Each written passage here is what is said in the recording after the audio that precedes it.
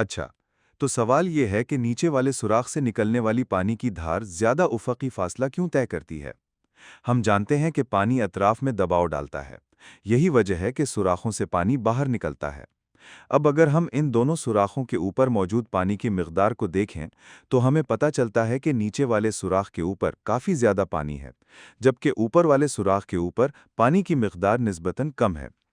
तो जो पानी नीचे वाले सुराख के ऊपर है, यानी जिसे हम जर्द दायरे येलो सर्कल में दिखा सकते हैं, वो सारे का सारा नीचे वाले सुराख पर दबाव डाल रहा है।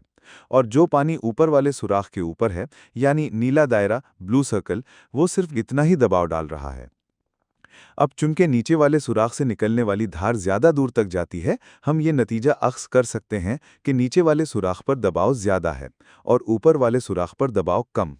लिहाजा हम आखिरी बात ये कह सकते हैं कि पानी या किसी भी माए में दबाव गहराई के साथ बढ़ता है। जितना नीचे जाएंगे उतना ज्यादा दबाव महसूस होगा।